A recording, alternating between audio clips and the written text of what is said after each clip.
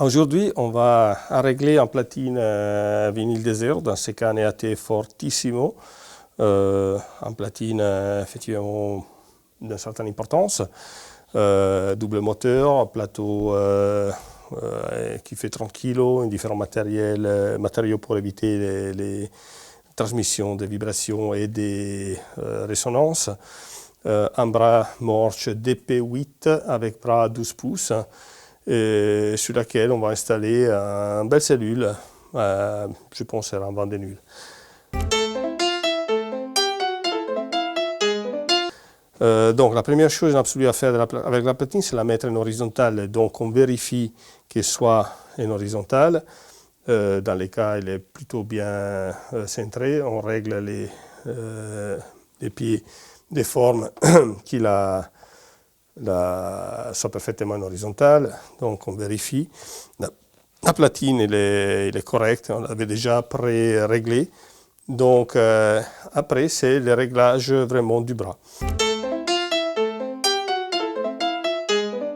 À ce point-là, le bras il est fait de formes telles qu'il doit, on va lire les spécifications du fabricant, qui nous dit comment il doit être monté pour qu'il fonctionne dans le maximum de ses performances.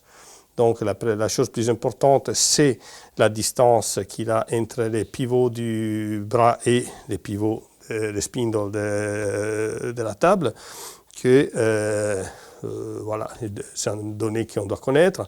Et après, la distance qui a la pointe de la cellule du pivot s'appelle overhang. Donc, effectivement, pour que la lecture soit parfaite, il doit décrire un arc qui se trouve effectivement au-delà des centres, disons, du rayon de l'appareil. Donc, il y a différentes théories, on peut choisir un peu ce qu'on veut. Dans notre cas, en tout cas, on utilise un outil qui nous permet de vérifier tout ça de forme simple. C'est traite un protracteur qui est spécifique à ce type de bras. Donc ça, c'est les protracteurs, on peut les voir, dans lesquels on a indiqué un peu tout le nécessaire. Donc la distance entre pivot et spindle, que c'est ça, que ça doit être 294,1. Bon, impossible de le voir, donc on se met ici et on va voir si on est à 214. On est légèrement plus haut, je pense. Donc on va rapprocher un peu les bras à la valeur qu'on souhaite. Je pense qu'encore un petit peu. 214, voilà. 294,1. Dans le cas de la platine forte, une des belles choses, c'est que ici on trouve effectivement la distance et on peut varier donc la distance du bras du centre et on sait exactement à quelle distance on va positionner du spindle. Donc là on va les mettre à 214,1. Le virgule 1 c'est impossible à détecter, mais disons qu'un minimum, la précision sur les dixièmes de millimètre c'est pas si importante. J'avais pensé ces deux-là. Donc, vu la carrure de la platine, je pense que la Crimson Master Signature soit probablement la plus adaptée. De toute façon, c'est ma cellule préférée. Une cellule qui est un MC, avec un niveau de sortie assez confortable, parce qu'on parle de 1 millivolt, voilà, presque. Donc, et ça permet d'utiliser sur n'importe quel préampli phono qui ont choisi. Il faut un peu mitiger cette idée qu'une cellule à faible niveau soit la meilleure. Ça, c'était peut-être vrai à une époque, quand les imants n'étaient pas assez puissantes. Aujourd'hui, avec les néodymes, on peut avoir des champs magnétiques extrêmement forts qui permettent d'utiliser très peu de spire et donc maintenir la cellule très légère et d'éviter effectivement d'avoir de la masse difficile à traîner. C'est ça l'avantage d'avoir une cellule légère, c'est d'avoir effectivement une masse mobile très très faible qui permettent d'aller un peu plus loin dans dans la lecture. Après ça, de toute façon, comme pour toutes les choses, il y a un prix à payer. Les prix à payer, c'est que si on n'a pas de niveau de sortie, c'est très difficile pouvoir l'amplifier. Ça devient très compliqué pour l'amplificateur, donc amplifie le bruit des fonds, amplifie beaucoup de choses qu'on ne veut pas. Avec un niveau de sortie assez élevé, ben les rapports bruit-signal, il est beaucoup plus élevé. Donc l'avantage, moi je préfère de toute façon une cellule à haut niveau, ou du fond à un niveau confortable, plutôt qu'une cellule à faible niveau. Parce qu'après, on peut monter n'importe quel préamplifono. Pas nécessaire vraiment dépenser des fortunes sur des préamplifono. Voilà, le montage de la cellule dans ces cas, c'est plutôt simple. On fait comme ça. C'est... Voilà. Et là, la cellule, il faudra laisser légèrement ouverte de forme qu'on peut la bouger à notre souhait pour la centrer et la mettre sur la... Voilà. Donc, on va voir s'il trace correctement les... On voit qu'il est légèrement trop en avant. Donc, on doit bouger la cellule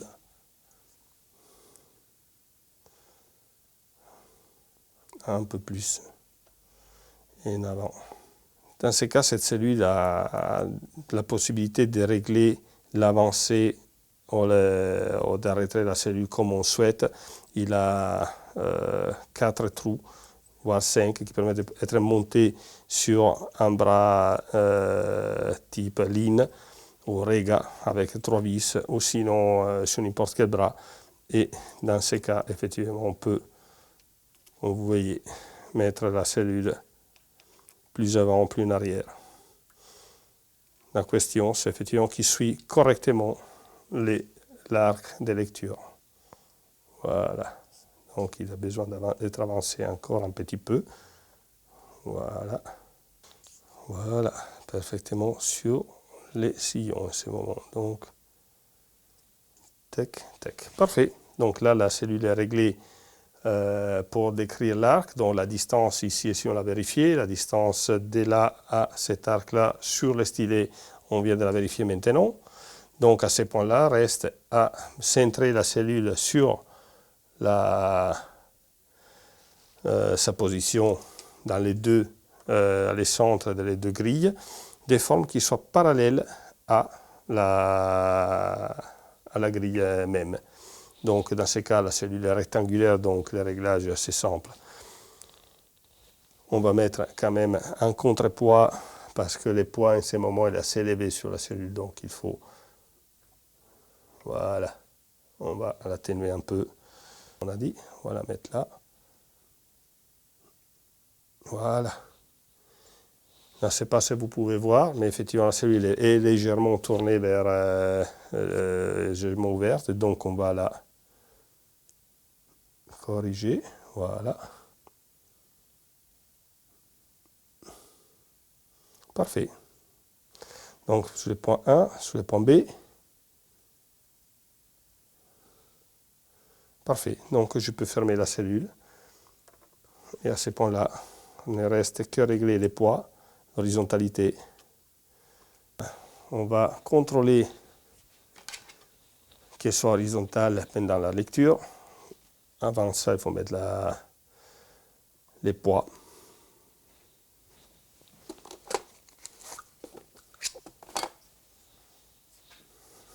Donc il faut les petites pèses de cellules. Cette cellule lit entre 1,5 g et 1,3 g. Donc là, déjà à main, je peux voir qu'on est un peu trop fort. 2,6.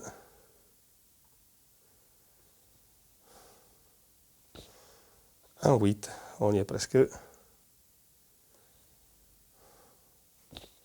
1,5 g. On devrait déjà être bon.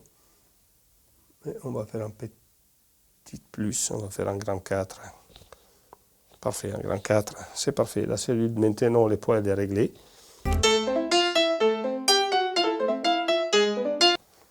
On peut vérifier avec les disques montés que la cellule est en horizontale. Pour faire ça, on met la cellule sur les bras, comme ça en équilibre.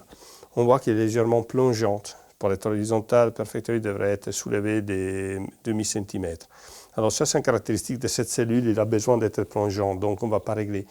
En tout cas, le réglage se fait normalement avec 2 vis sur les bras qui permettent de bouger tous les bras et nous en bas.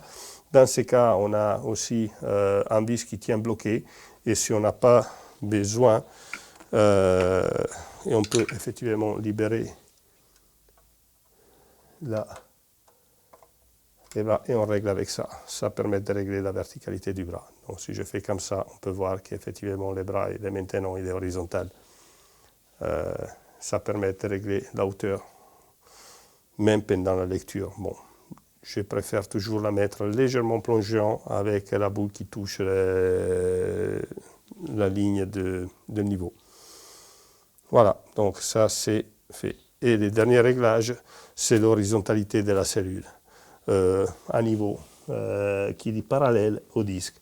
Dans ces cas, on peut la vérifier avec AE, on les voit plutôt bien, sinon on peut aussi voir avec la pèse cellule, avec les mettre en horizontal ici. Et effectivement, oui, on y est. Certains bras ils sont plats, on peut les mettre sur les pivots, sur l'axe. Voilà, donc pour moi la cellule, plus ou moins, il est réglée. Une fois qu'on a vérifié qu'il est horizontal et vertical aussi, légèrement plongeante selon les spécifications du fabricant, et que la géométrie c'est correcte, la platine est réglée. Le dernier point à regarder, c'est l'anti-skating. L'anti-skating, c'est la force qu'on applique en contraposition à la force que génère le plateau en rotation, de porter la cellule vers le centre du plateau. Donc pour faire ça, il faut avoir un disque vierge, donc sans incision. Ça il est, même il semble qu'il a beaucoup de rayures, mais c'est parce que c'est les diamants qui, quand on fait les essais, il trace sa petite signature. Mais il est lisse, il n'a pas de gravure, ce disque. Donc voilà, ça c'est comme on fait, on positionne les disques sur les plateaux. On met la cellule et on voit que s'il n'y a pas d'anti-skating, la cellule a tendance à bouger vers le centre. Dans ce cas, le bras il amortit, donc il passe très doucement. Dans les cas des vents de nul, il ne recommande pas d'avoir justement d'anti-skating, mais on peut voir que si on règle l'anti-skating dans ces cas, c'est avec ses molettes, on peut fermer les bras. Oups, attendez, et la position qu'on veut. Si on met là, effectivement, elle ne bouge plus, il reste, bon, allez, on va ajouter un peu plus d'anti-skating. Les bras ils restent fermes dans la position et on peut faire comme ça dans tous les disques, effectivement. Dépend de la cellule. Dans les cas des vents de nul, il demande d'avoir une force d'anti-skating inférieure. Donc, j'enlève dans ces cas l'anti-skating, je le mets au minimum, mais je préfère que la cellule il bouge vers le centre de forme très douce. Voilà, ça c'est comme se règle la platine dans sa totalité. Pour plus d'informations, n'hésitez pas à nous contacter. Donc sur notre site internet www.texart.com, sur les réseaux sociaux ou sinon sur notre canal YouTube Texart. Vous trouvez cette vidéo et beaucoup d'autres.